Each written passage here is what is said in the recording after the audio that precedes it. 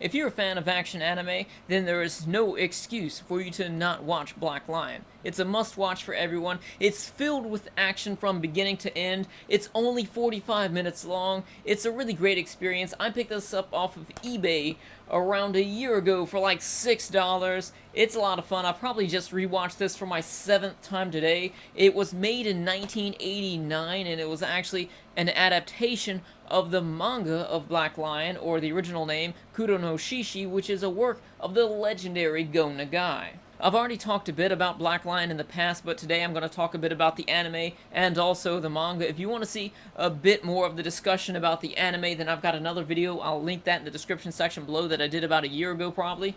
So basically the anime covers the first half of the manga, but it just cuts out a lot of the story bits and just shows a lot of the action really. It's still a complete story, something that you can watch and enjoy. The basic setup for this is that you have these people from like another planet who can travel through time. It sounds kind of crazy, just bear with me a bit. You've got these people from another planet, they can travel through time, and there's two different groups of them. There's a good group and then there's the evil group. The evil group takes control of Oda Nobunaga in the feudal period of Japan, and they put these like evil spirits inside of him, and he starts taking over Japan, and they give him these weapons from the future. So in the beginning of the series, you've got this group of people just standing out on the battlefield with their swords and their spears and their bows and arrows, just thinking, okay, Nobunaga and his army is coming this way, so I know they're going to have their rifle unit, but it's raining, so it's not going to work, which was a theory at the time, because the rifles back then actually had a fuse with the exposed flame, so they thought that the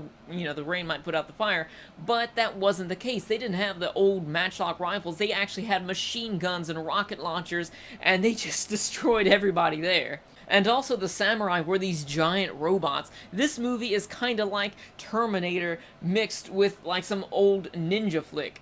So then we're taken to the main character of the series, Shishimaru. He's actually on a mission with his crew. He's actually an Iga ninja, and they're sent out to fight this immortal ninja Jinai, and it turns out he's immortal, and he just kills everybody that's on Shishimaru's team, and Shishimaru just barely manages to survive.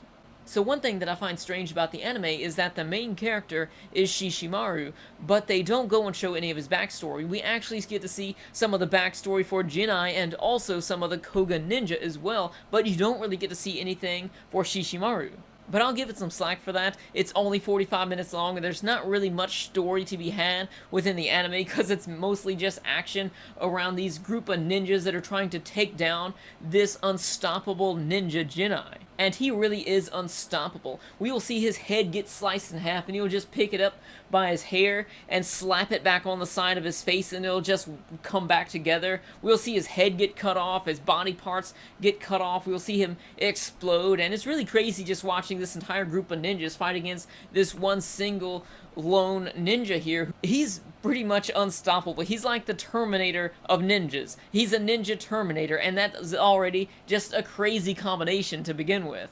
So that's pretty much it for the anime. You've got this 45-minute long clip of this epic ninja battle of a team of mortal ninjas versus one single immortal ninja, and really it's a big letdown, kind of, just because this really has so much build up to it, especially for me, because I really love the feudal era history of Japan and whatnot. So watching this, I really was expecting maybe there's going to be a future part of this or something. Maybe there's going to be further episodes, just because you've got this one single ninja here that's working under Nobunaga Oda, which was influenced by these people from another planet who can go through time, and he's got these big samurai robots, and he's taken over Japan. I was expecting that maybe Jinai would be like the first person he would fight from the Nobunaga army, and then he would go through like all of the other generals, and he would have this big battle against them, and it would be really hard for him just because he's not a giant robot samurai from the future or anything. He's just a normal ninja. Well, he's abnormal because he's really good,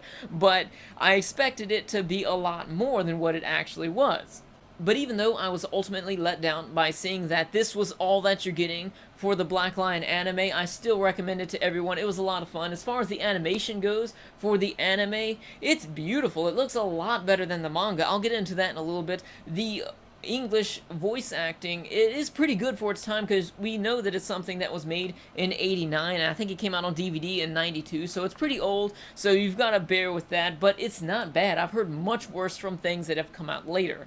Just watching this, you can really see that this had a pretty decent budget on it. It looks beautiful. They put a lot of detail into the animation of the characters and also the surrounding areas. It really looks beautiful, and just thinking about older anime from the late 80s, which have beautiful animation, but they have that really old style, if you like that, then you will love Black Lion. So as far as the Black Lion manga is concerned, it's actually the first published work of the legendary manga author Go Nagai, and this was actually published in 1978. Now, when I first started reading this, I really had this feeling against reading manga that old just because I don't like the way that the characters are, but this really changed my opinion of that, and it's not really like a complete 100% positive experience that I had with this, but just the first half of this manga really changed my thoughts about how old manga is, just because you've got these really, like, cute looking characters with the big round heads and the massive sideburns, and it looks like something that you would see just normal cartoon violence, but then when you see people getting their heads cut off, arms cut off, potential rape scenes and nudity and things like that in the manga, I was really taken back by that because I did not expect things like that to be in the manga. The first volume of Kuro no Shishi actually goes back into the past of Shishimaru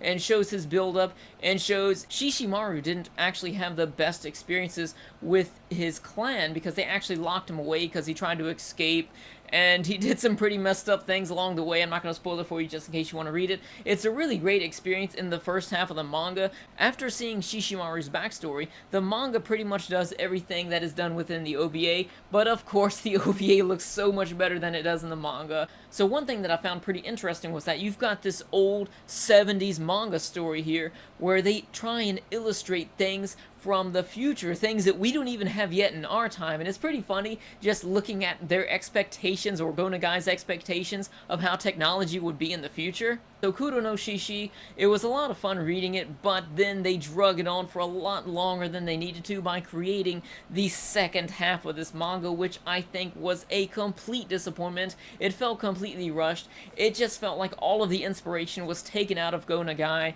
and he really had no idea of what he's going to do. Usually I like to do spoiler-free reviews so that everyone can get into the series that hasn't seen or read it yet and then enjoy everything, but I'm just going to go ahead and spoil the ending of Kuro no Shishi because it is terrible, and I guarantee you, if you're reading this for your first time around, you're not going to like the ending either. I haven't really talked to anybody that's read this to know if they like the ending either, but it was pretty bad. In the second half of this manga, I was expecting, because he already beat Jin'ei, like I said earlier, I was expecting him to go after Nobunaga Oda, but then he gets fighting this caveman that was brought into the future that was also like Jin'ei, and then the caveman started summoning these robotic mammoths that brought an ice age to Japan, and it really didn't make any sense because this is like a ninja samurai feudal Japan era series, and you've got this massive mammoth sitting there just bringing in this big ice age to Japan, and then also you've got people from the past as well. You've got Billy the Kid as a robot, and also Ulysses from Sparta, which they were a team together, and it really doesn't make any sense. Why would you pick those two people from history and put them together? And to top all of that off, we didn't get to see any of this samurai fighting. You didn't get to see any of the famous officers under Nobunaga Oda. You didn't get to see any like big samurai battles at all, really. You finally get to meet Nobunaga Oda, and it turns out he takes his helmet off, and it's Jin'ei. Even though you've got a backstory of Nobunaga Oda and how he became the way that he is, Nobunaga in the end was just Jin'ei. It didn't make any sense. He took his helmet off, and then his head started flying around, shot out of his body, and then it was flying around, shooting lasers and rockets out of his mouth at Shishimaru, and it didn't make any sense whatsoever. And in the end, the head flew off and said, "You've not seen the last of me, Shishimaru," and that was the end of it. Shishimaru went off into space with the people that helped him out, and he started fighting crime in time. That did not make any sense at all. I didn't like the second half of it, needless to say, but the first half was enjoyable at least. If you want to go ahead and try out the first half of the manga, I recommend it, because I did have fun with it, just not the second half.